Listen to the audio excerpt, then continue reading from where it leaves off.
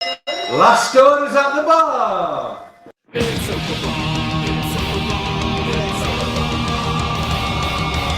A night in with Mauler and the drinker, getting trashed with the web screen dinkers. A cheap night cause I'm feeling kinda thrifty, got a 10-pack of beers and a bottle of whiskey. Hop up the cork, have a glass of wine. Pops they'll say, it'll be fine. Trouble walking in a straight line, but pour me a Pinot Noir. It's open bar with our hosts, Mauler and the critical drinker.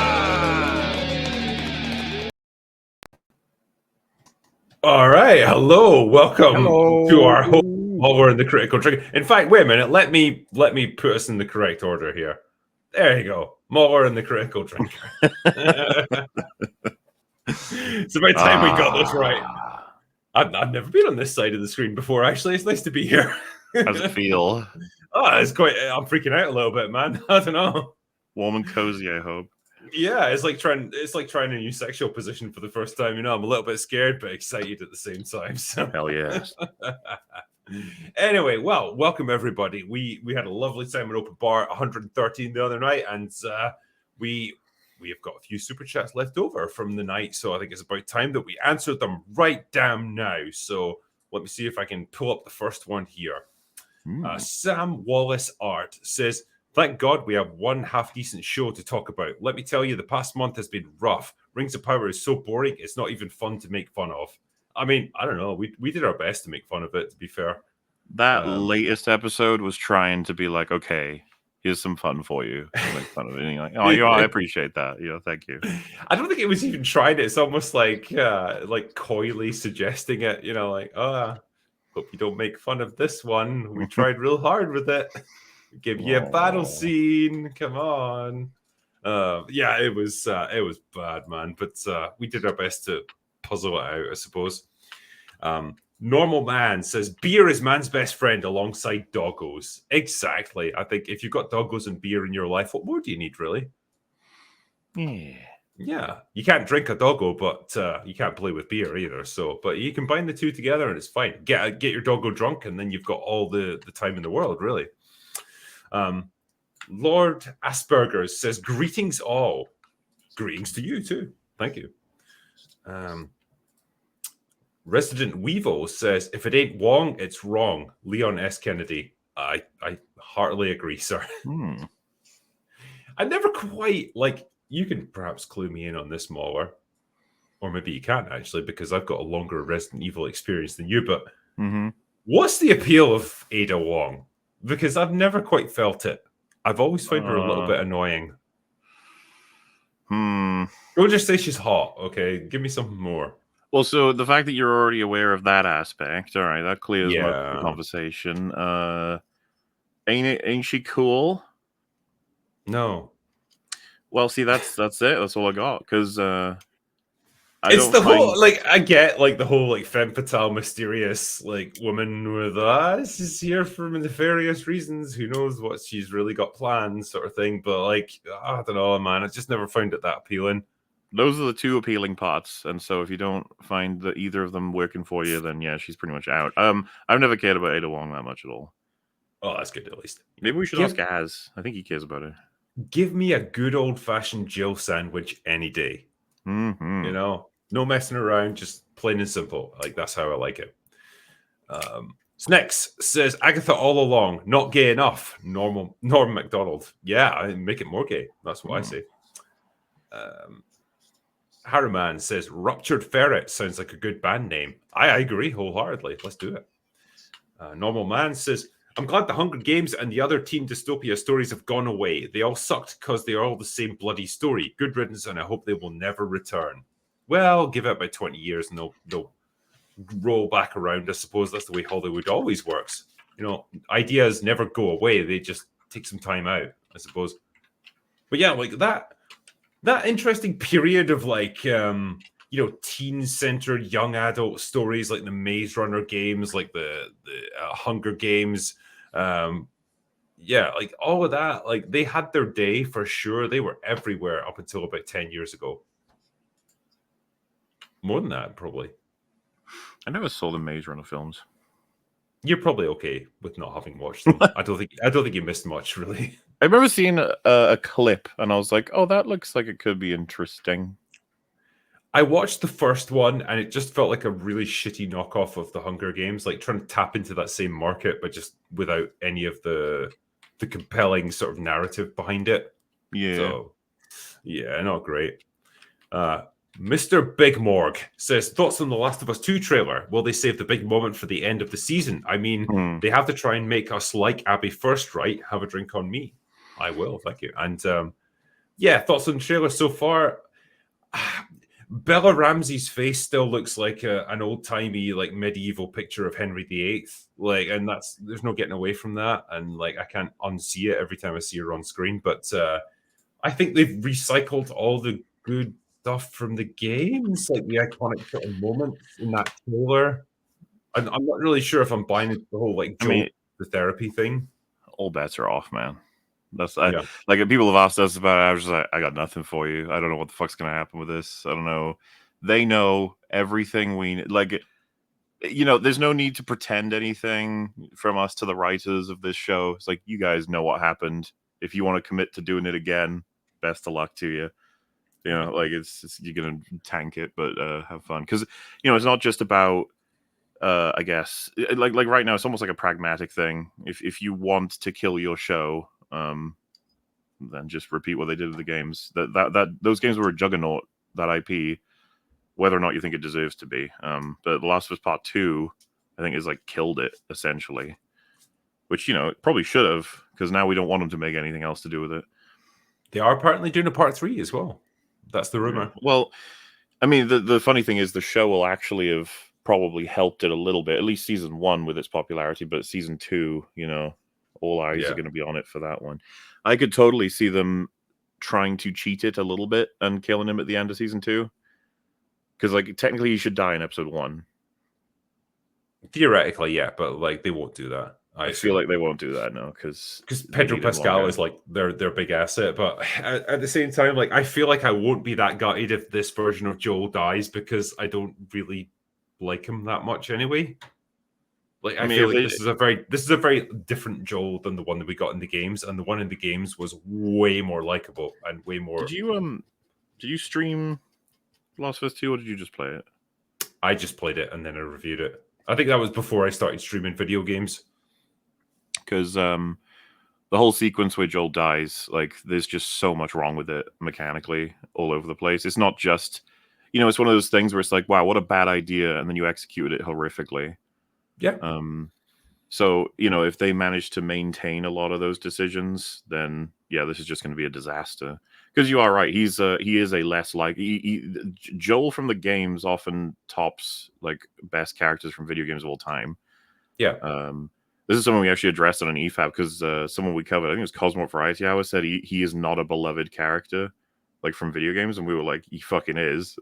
Like, if you didn't know that, just check out the top hundreds and stuff. So yeah, like seeing it happen to him in the game hit way harder than this will hit. This will hit lesser anyway, because people are expecting it now. You know, we had no fucking clue. Well, we did have some clue because of the leaks, but that wasn't widespread. And I assume you saw some of the videos. The one I'll never forget is the guy who watches that scene happen, and then he takes his disc out and starts chopping it up with the scissors. There was some story behind it. Like, he said that The Last of Us 1, I think it was something like his dad died and the game meant everything to him. So doing that was like, yeah, well, it's the kind of situation he's like, gotta be careful. You can't just willy-nilly fucking nuke one of your most beloved characters from the audience. You gotta be. It's just like Luke, man. It's just like Han. Just like the funny thing is as well, just like Rian Johnson, if you were to ask Neil Druckmann about it now, he'd be like, "Yeah, I think it was still the best thing we could have done. Like, I stand by every decision we made." Druckmann's insane now, though. There's nothing. This is why him being involved was always a worry, anyway. Yeah, but it's Craig Mazin, right? That we have to rely on for possibly steering it somewhat. Yeah. So I think it's going to adhere to the games ultimately. It has pretty much 100% so far. Like they've expanded certain things, but like it's been pretty much one for one. So they're going to do the same thing they did in the games, and it's just going to be as unpopular as it was there. So yeah, good luck to them. It was kind of funny. The ending of season 1 actually convinced us that we would be getting an accurate season 2 because it looks like they don't believe that game 1 contradicts game 2. They still don't believe that. Like, we all believe it, but they don't. So Yeah. they're like, no, we've adapted it properly, and that is the story, and the story works. Which is like, okay. Yeah. They don't. It's like they don't understand the premise that they set up for their own game. It's so fucking weird. This is the thing that I wish we could test this, but we can't. But they would boldly claim it, just like Lucasfilm would, that the decisions they've made are good ones and that the stories they have are great and blah, blah, blah, blah, blah. But if we could go back in time and they're the only ones that believe they have the knowledge of the future, like Kathleen Kennedy wouldn't allow the sequels to be what they are. She would change them. She'd probably try again. They would probably shit, but she would try something else because of knowing what would happen. I mean, I think they would broadly keep the same concepts intact. But yeah, I agree. Yeah. Like they might go. Well, I think Druckmann, if he went back in time and he thought he was the only one who had that information, he would change The Last of Us Part 2 significantly. But do you though? Yes, this is the only way I think it would happen is if he didn't, if no one else could know. The thing is, because the game got showered with like every award under the sun, like I think he's content. Yeah, well, exactly. It means nothing to us, but like I think he'd be content to bask in that glory and like the praise of his like peers. So I'm kind of going like a more spineless route for him. I think that he would want to try and find a way to get it mass appeal and rewards, you know? Okay. So on the surface, in our timeline, he'd be like, nope, no mistakes were made. But if he had a time machine personally, or a wizard came to him and said, I could bring you back 10 years. And I think he'd be like, when making Last of Us 2, he'd be like, let's move this to there, this to there. This was always my vision, actually, yes. It's something I've always wanted to see what a lot of these people would do if they thought they were the only ones who would remember, if none of us were able to know. Because I feel like a lot of the time they have to double down for that reason. Remember, there's that clip where they're like, hey, Ryan, anything wrong with Last Jedi? And he's like, not any valid criticism so far, no. It's like, totally, it's like, yeah, of course, okay. Yeah. But, in retrospect, I feel like everything would change if they could without looking like they've changed it all. Same with like Rings of Power. I feel like they would completely alter everything there if everyone wouldn't know about it. Don't want to be seen as a cowardly little giver upper. Well, yeah, I can get behind your idea of like going down the spineless route for Neil Druckmann and like these other guys for sure. Cuban says, with Dino Crisis on PS Plus, now you two should play it. I played Dino Crisis back in the day. What are you talking about? Yeah, I didn't like it as much as Resident Evil, but it was a fun little game. It's goofy little like fighting dinosaurs. Okay, I'd rather fight zombies. Does that count? Yeah, sure. Let's go for that. You hunted dinosaurs. Jeremy Snowden says, congrats to Drinker about the Rogue Elements release. Looking forward to watching it. Excellent. Well, yeah, it's going to be released on Wednesday, actually, for our Kickstarter backers. And then we will release it publicly like a week or two after that. So, yeah, very much looking forward to it. Yeah, it's nice that we finally got to the end of our road here, and then we can, we can release that, see how people like it, and then move on to something else.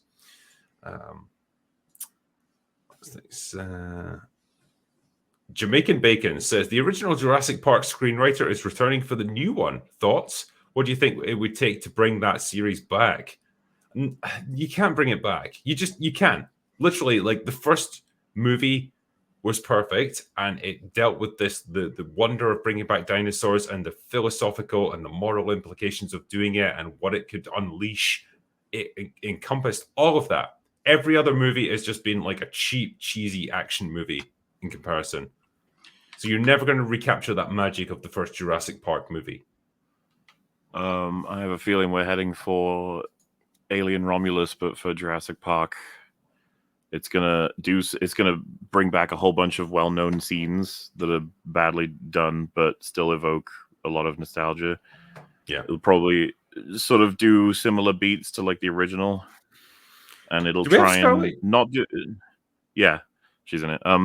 They're probably not going to go off the rails this time. That's the thing they need to not like. That's what Romulus does. That's what Prey does. That's what Afterlife does. And by off the rails, I mean don't make a horde of locusts that set on fire. Don't make the predators hunt autism. Don't make the black goo. You know, all these crazy ideas. It's like no, just do the thing in Alien where the alien runs around killing people one by one. In Predator, he goes around killing everybody one by one. And in fucking Jurassic Park, it's going to be a relatively functional situation that goes wrong, and a bunch of people get killed. And by the end, we realize, you know what? Nature. We can't be controlling nature. How about that? Science shouldn't go too far, basically. But I think if, as will happen when the open bar comes after that film comes out, we'll probably talk about just how much the script makes no fucking sense at all, and a lot of it is relying on nostalgia to get your heart pumping. I agree, 100%. Feels like this weird new era we're in. I don't like it. Where they've gotten a little smarter. They know now not to piss us off as much, but it's all scaled. It's not as bad as it was before, but it's still bad. Yeah. Samurai D. Phil says, so I just finished watching Meet Joe Black, and I don't know, but I was bawling. Chills and emotional. It's been a long time since I've seen a perfect script. Question for Mahler. What do you rate the script for Meet Joe Black? I'm going to have to rewatch it because I haven't seen it since it came out. Okay. That was, it couldn't have been when it came out because I would have been fucking 5. You would have been a fetus back then. So I saw it early on, but maybe I should give it another shot because Anthony Hopkins and Brad Pitt. Yeah. Is it fucking hell? The last that was in Iron Man as well. Is it Gwyneth Paltrow? Is she in that? We have a Luke. Claire Forlani is not in Iron Man, but she's in that. Okay. Yeah, I must be going mental. Jeffrey Tambor, I know him. Yeah. Yeah, he was in Arrested Development, wasn't he? Yes. Yeah, he was good. Sam Wallace Art says, Hunger Games, Ballad of Bird and Snake is pretty good, actually. The writing manages to make Ziegler sympathetic, which is an achievement. Well, I mean, she is an actress, ultimately. I guess they managed to do that. I can wholeheartedly say I don't give a fuck about that movie. Got no interest in watching it. I don't care about the Hunger Games films. So, yeah, whatever. It is what it is, I suppose. Nate says, thoughts on the announced Stellar Blade Nier collab DLC? Could we get more Drinker and or Mahler play Stellar Blade? Cheers to the panel. Well, they've been doing lots of updates to the Stellar Blade engine at the moment. So, you got proper boob physics. They squish together when she puts her arms together. So I am wholeheartedly in favor of testing that out. So what do you think, Mahler? Is it going to require a bit of bit of research? I've been trying to say on different streams lately, it's like I've been completely unable. You know what? Drinker knows why I'm not able to play stuff right now. It'll make sense someday. It's funny. Any project you see in 10 years from now, that's what I was working on. All right, it makes complete sense. When the one I'm currently working on comes out, I'll try and let everyone know. It's like, this is why I was unable to do more things around October of 2024. It will be worth it. Trust me on that one, guys. So there you go. Noah Sprague Studios says, Adar, remember when I told you that I loved you? Orc, that's right, Adar, you did. Adar, I lied. Sad orc noises. God, I'd feel like fucking Celebrimbor in the writer's room looking around being like, why is everyone writing the story about orcs that are family people and they're talking about love? And then everyone's just sort of like wandering, and there's some evil demon there who's convincing everybody this is a good idea. I feel like, stop it, Anatar. This is awful. Yeah. Oh god, I hate what they've done with this show. I hate it. I just want it to end. Yeah. Will Dreamer says, is it cheesy to plug my own work, which is free to read? If not, I'll wait until the next time you have Shad on, since he might like it too. Okay, well there you go. We'll get Shad on at some point. Master of Puppets says, Hail Drinker, have you considered reading membership chats as they come in? They never come up in last orders. Oh, okay. Well, I mean, I've tried to get them as they come, but, sometimes they whiz by a little bit too quickly. Mahler, I'm sorry to hear what the smoking man did to your father. Can't believe Gary told everyone in so casually. Okay. Oh, fuck. Let me remember. So Gary was... he was talking about Mulder and Scully. and his brain farted, and unironically, for about 30 seconds, he said Mulder about 6 times, but every time it was Mauler instead. So it was like, Mauler does this, Mauler does that, and then Mauler's father is killed. And I was just like, what? All right, he's an old man, okay, chat. He gets confused. What's that? Mega Spidey Man says, Mauler, favorite Professor X, and why him? Why do we keep getting Professor X questions every time we do this? Well, I mean, it's gonna be Charles. That's just what the brain melted. Patrick Stewart. Charles Dance. Charles Xavier is my favorite Professor X. I would. Okay, yeah, that's pretty. Yeah, we could all agree on that one, I suppose. I would like to see Charles Dance play him, actually. Patrick. I mean, to be fair, I really thought James McAvoy was fantastic. But I mean, how do you beat Patrick Stewart when he was essentially born for it, built for it, designed with it in mind? He was designed in mind with it, right? He was born bald. So, when I think of Professor X, I think of him. That could be just a bias of when I saw the X-Men films growing up and stuff. But at the same time, he fucking aced it. So, yeah, and to the point where I don't want to see him doing it anymore as well. In Multiverse of Madness, he's got the same problem he had as playing Picard.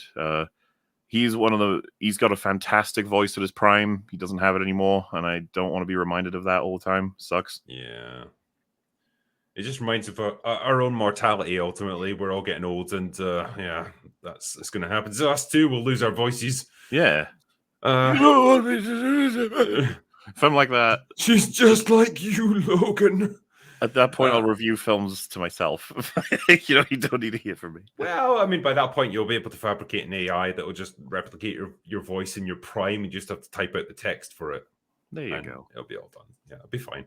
Ross Mitchell says, an open bar on my big 4-0. Yay! Drinker, you spoil me. Cheers. I'd like to know your thoughts on Californication. As a fellow Scot, it features my 2 best things ever. Lots of drinking and boobs. Yeah, is that David Duchovny that's in that? Fucking hell, it's going back a ways. Kind of like Mauler when you asked him about a movie. It's been a long time since I've seen it. I remember it being pretty fun at the time, though. So, yeah. I don't have much more to add beyond that, but happy 40th to you, sir. Nino W says, it's 8 a.m. on Friday. I'm dusty as hell. I could really use an open bar to help with this hangover. Well, yeah, get back on it, man. Hair of the dog and all that. Kalashnikov says, have Drinker or any guests seen Dragged Across Concrete? If not, watch it and please review it. You will like it a lot. Tense, gritty, raw, and brutal. Nice. I haven't seen it myself, but good recommendation there. Alan Stewart, should I scratch my arse? The missus isn't watching this. In that case, definitely do it. Go for it. I hope you've not been waiting since Thursday to get that answer. Floppy Teats says, Silence of the Lambs 2024. Buffalo Bill is the protagonist. Clarice is targeting doctors who denied him sex surgery. Hannibal, immigrant dreamer, out on no cash bail to help Clarice get justice. That's it. That's the modern day Silence of the Lambs for modern audiences. Wow. I'm fully bought onto it. So, yeah, we'll make it happen. Copper Knob says, hello, open bar. Finally got around to watching Midnight Mass. Flanagan's best work, in my opinion. Neil Diamond in the soundtrack is the icing on the cake. There you go. Hey, I adored it right up until that last episode. Well, I'll debate you on that one, but why would you? I thought you thought that episode had problems as well.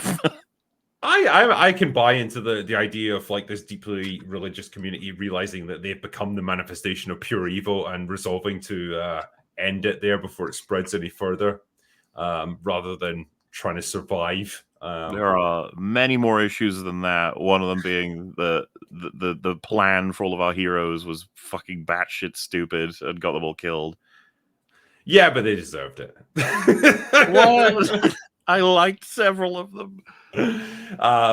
No, I think taking it in seriousness. I would acknowledge that there's some problems with that final episode there, but taking the series in its totality, I think it deals with some lovely themes, and it does it with a really compassionate, humanistic perspective. And I love how it gives you those different views on things. So think it's the ending of episode 5 or 6 to remain completely spoiler free, but something happens that I found to be quite shocking for a TV show, to be honest with you.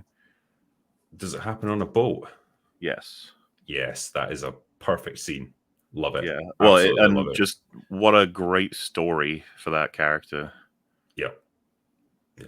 No, I do like Midnight Mass. Normal Man says, if Mr. Freeze does not sound like Arnold Schwarzenegger in the Batman verse, and then it's an instant flop. I agree. He should, Arnold just nailed it. Absolutely nailed it. MF Legend says, hi, Drinkster. You should see and review TF1, Transformers 1, I guess. A great Transformers movie and a great movie in general, with beautiful animation and solid acting all round, with standout performances from Brian Tyree Henry and John Hamm. So what's the deal with that? Can you clue me in a little bit with Transformers 1?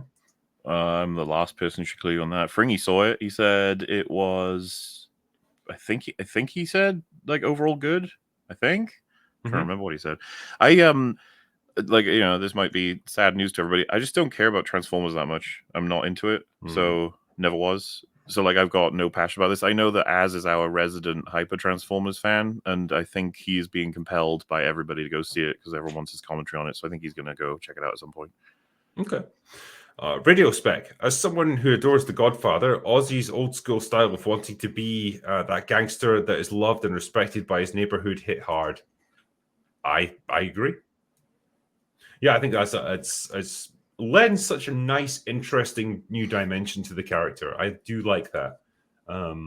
It's like Vito Corleone with I can't remember the original gangster's name that he ends up assassinating, but it's like that guy who's known by everyone. I guess he's respected in his one particular neighborhood. It's good stuff. And ultimately Vito supplants him.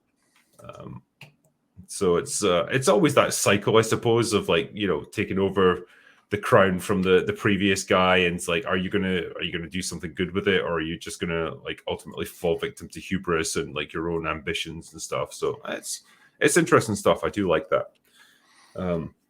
Robert Barusa says they should lean into Cobblepot, have him kill a man for laughing at his name. Okay. I think it makes sense, actually, to just go for a Cobb in this case, just to keep it more grounded. Barry Ryan says, OMG, people, I've been looking after my 19-year-old son's girlfriend since she was 14. My girlfriend from the USA is 13 years older than me. Okay. Sure. Good luck with that. Michael Gonzalez says, Oswald might be suffering from an injury called Charcot foot, where the foot is crushed and the bones do not heal properly, requiring a brace or a prosthetic called a crow boot. I suffer from that. It's difficult to tell, I suppose, from watching the little bit of footage we got in the show. I just went on the assumption that his foot was fucking deformed or something. Kind of looks like it, rather than it being crushed somehow. But you don't quite know, I suppose. Maybe we'll get more information later. But yeah, I think it perhaps hits better if it's he's suffered from that his whole life. So he's grown up with that disability, and he's always had to fight to get respect from people and stuff. I think that perhaps makes a bit more sense for him. John Gates says, Rings of Power metaphor talk. Just as air freshening spray masks the smell of shite, the Penguin cleanses the stench of Agatha and Rings of Power from our collective screens. With one episode left, Rings of Power's shite still swirls and its stench remains. That is very true. And I can't believe we've only got one episode left. This season's come and gone, and I feel like nothing's really happened. It's such a weird one. Well, I mean, I know things have happened, but nothing that I wanted to happen, if that makes sense. In a way, a crazy amount of things have happened in terms of the creation of the rings and the sack of Eregion sort of thing. But whatever, it's all felt very, Yeah. Sonny Close says, 77 years ago, our fathers brought forth tipples. That's true, they did, yeah. And the world has never been the same. Crossboy says, pretty sure the Rings of Power writer stole the sacrifices must be made bit from the Shadow of War video game. So much for going to the source. Well, there is no source in this case, so I can understand why they cast a wider net. Normal Man says, I swear that if you would ask the writers of Rings of Power how to breathe, they'd get the instructions wrong. Yep. Ryan Potter. Has Grace Randolph been paid to gush over agony all along? Probably. I mean, I think you can guarantee that she's going to love it. It seems like the kind of thing that she would praise. Yeah, I could see her liking it a lot. Jack Boy Snaggard says, Rings of Power, more like Rings of Poop, indeed. Nice. Sticky Finger Bandit says, September 24th was Jim Henson's birthday. What was everyone's favorite Muppet movie or Jim Henson's production? Mine is Muppets Treasure Island. Mine is always going to be a Muppets Christmas Carol. I think that movie is fucking perfect. Love it. It's going to be the same for me as well. Every Christmas, at some point, I find a reason to watch it. Andrew Thomas says, hey guys, and sexy snarky Jay. Sorry she's not here right now. I appreciate all your videos, Drinker, Disparu, and Jay. I need to watch the Penguin show soon. Yes, you do. Give it a go now. Michael Gonzalez. He is not an outsider. My guess is he is Agatha's son, Nicholas Scratch from the Fantastic Four. Well, schools of thought of that, isn't it?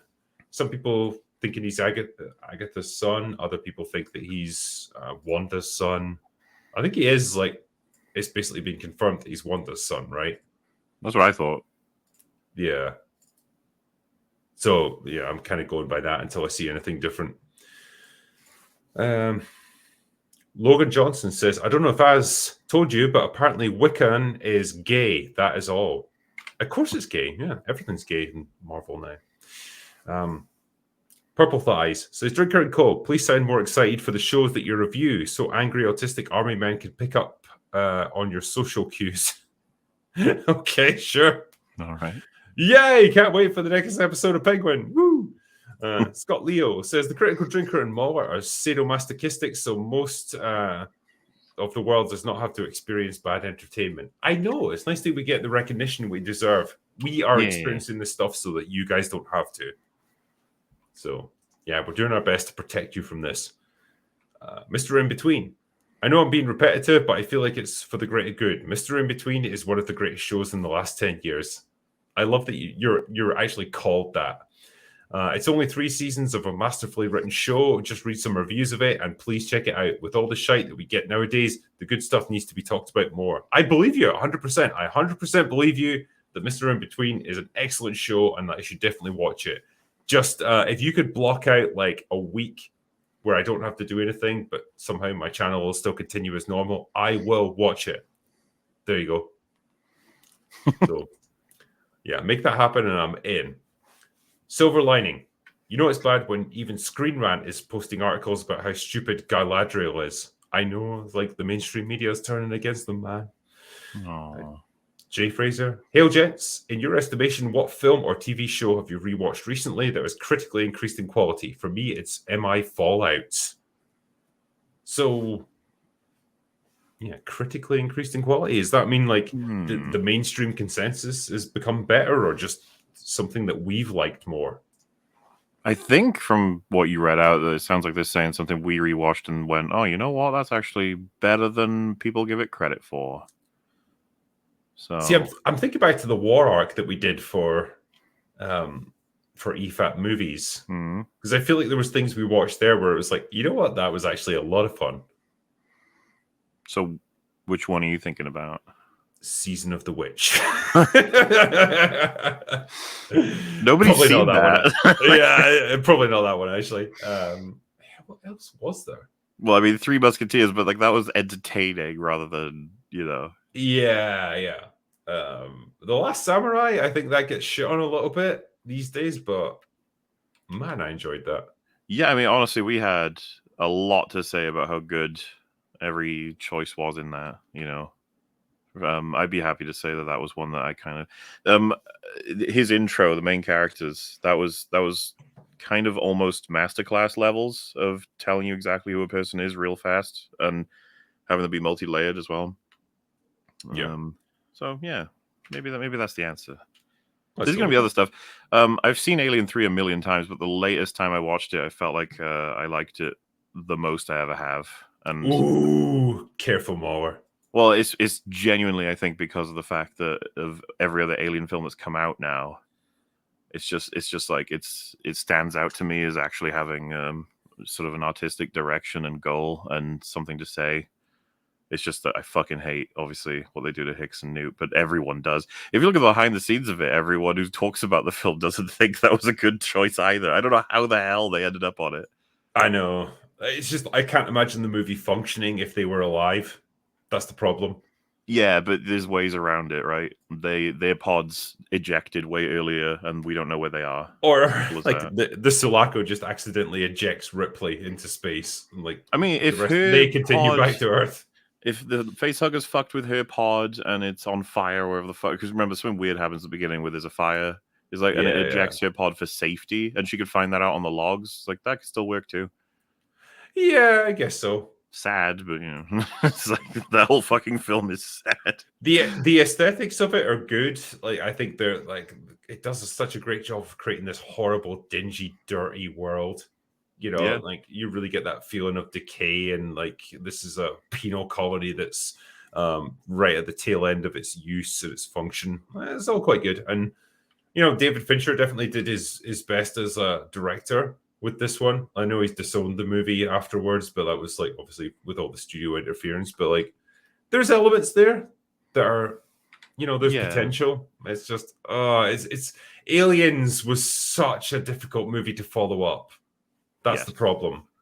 You got the two Charleses that do brilliant work though, Dutton and Dance. I quite like both of them in that movie quite a bit. Dutton doesn't get nearly enough credit, I think. He fucking carries the third act.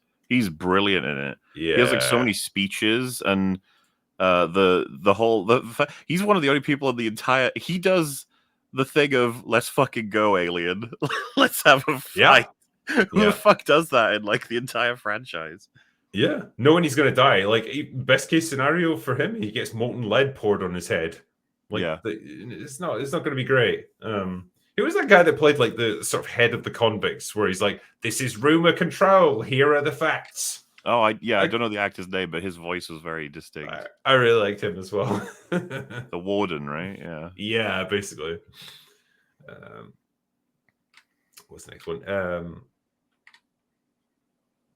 Sophia Leiden says, "Hey Drinker, love the way that you roast Rings of Power. How likely do you think Rings of Power is going to get cancelled? I hope no one ever gets the rights to the Silmarillion." Likewise, we've talked about it a little bit. I guess the consensus seems to be like they've got a commitment to do 5 seasons, and because Amazon is a company essentially with unlimited resources, it doesn't matter if they lose money on this one. They can still afford to do it, and it'll be fine for them. And it would be probably a bigger hit in terms of prestige if they were to cancel it. So I think they probably will see through all 5 seasons, and we will be there to document the whole thing. So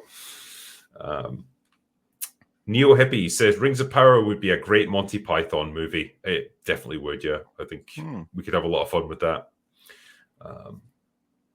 Your boy is knackered says Rings of Power, dumbest adaptation ever. No argument there. Nandi says thoughts on the ballerina trailer. I mean, it's with this trailer, like it looks cool enough. Ana de Armas, I'm not sure I love her as an action star, but I'll reserve judgment. I don't know if I want spin-offs of the John Wick universe. I suppose. When it said from the world of John Wick or whatever, I was like, I don't know, man. I mean, you guys already know I'm less inclined with John Wick than most are, so it's whatever. It just doesn't feel quite right to me. So I'm just like, eh. Yeah. It's funny because like when you look back to the first John Wick movie, it's a really basic setup, like just a really strong character-driven story of this guy on a revenge trip. But it's like the world that it created has overshadowed the character almost to the point where now it's just like a world of John Wick. Like it's the John Wick universe. Oh, yeah, because the Continental. Did you watch that? Nah, it came and went so fast. It was just like... Yeah, I didn't see it either. Well... Did it definitely get made? I'm almost certain. I know someone asked us about episode 1 once upon a time because it was out, and So there's that. Yeah. But as for Ballerina, I hope it doesn't go the same way as Furiosa. You know, I hope it gets a bit of traction, but yeah, we'll see. Darius White says, concerning Rings of Power, are we supposed to be rooting for anyone or following anybody? Or are we just listening to a child improvise a and then story? Well, that's what it seems like, yeah, because it's like we're supposed to even identify with the orcs now. So why? Zoltan Varo says, I just love to see Snarky J's face when you boys talk about Helm's Deep. Yeah. I did feel a bit bad when we spent a good 40 minutes waxing lyrical about all that stuff, and she clearly had no fucking clue what we were talking about. But listen, Snarky J, go watch Lord of the Rings now. I know. It's because you got roasted last time for not having watched it. At least give it a try. You might like it. It's not even Jesus. Just from a perspective, because she probably will like it, I think. But it's also just useful in your day-to-day as a movie critic person. Because Lord of the Rings is just, it comes up a lot. Yeah. Yeah, for sure. Jay Fraser, is there a film that you don't like but has an underrated score? For me, it's Thomas Newman's score from Lemony Snicket's A Series of Unfortunate Events. Fucking hell, that's a really specific question. Generally speaking, no. If I like the score, I probably like the movie, if that makes sense, because the score helps to emphasize the impact of the film. So I think that makes sense. There's a tendency. There's probably, I quite like the score in Prometheus, even though I think that film is terrible. So there's that. It comes up. Okay, I'm trying to think if there's anything else.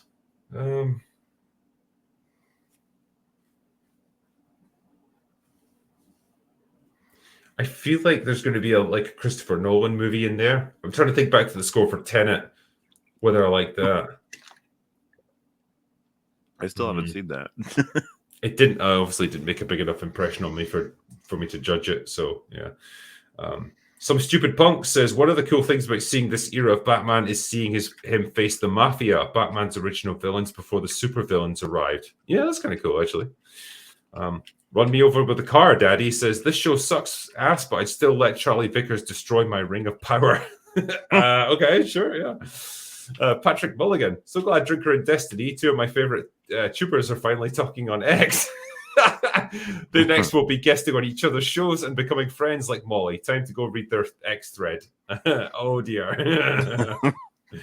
Don't expect to see Destiny on Open Bar anytime soon, I guess. Probably not. Ryan Potter says, Amazon Prime should do a comedy spin-off series about Mordor like The Office, but it's called Orkward.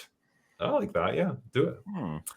Hiking Fëanor says, Elrond is the great-great-grandson of Fingolfin.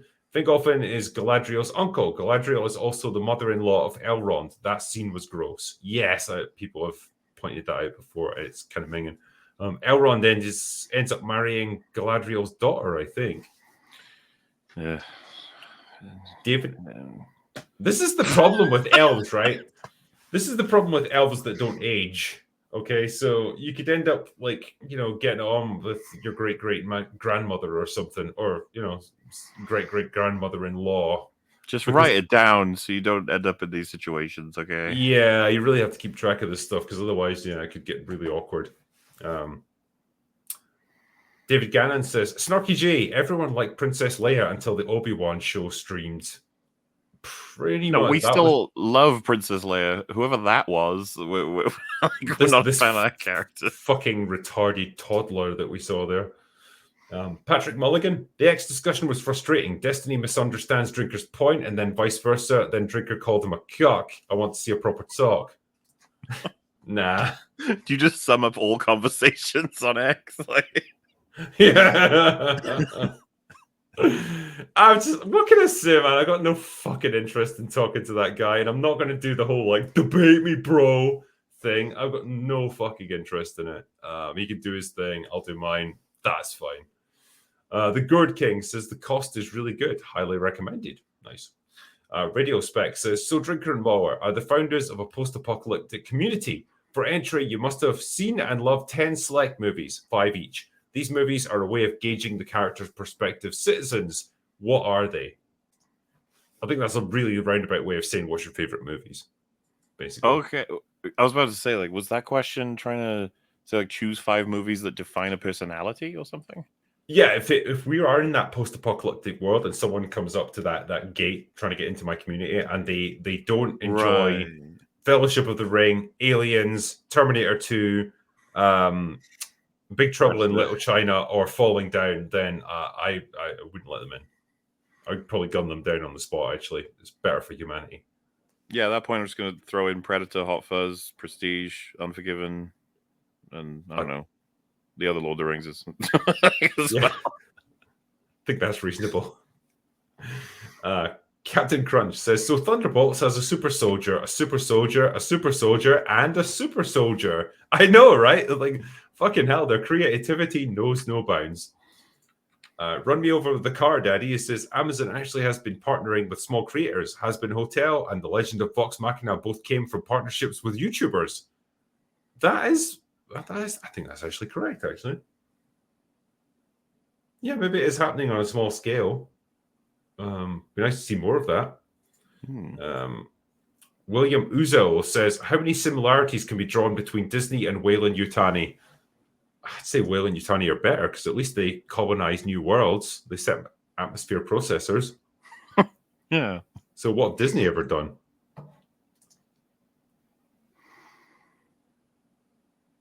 I'm waiting. You know better than I do the great things Disney has achieved. Yeah.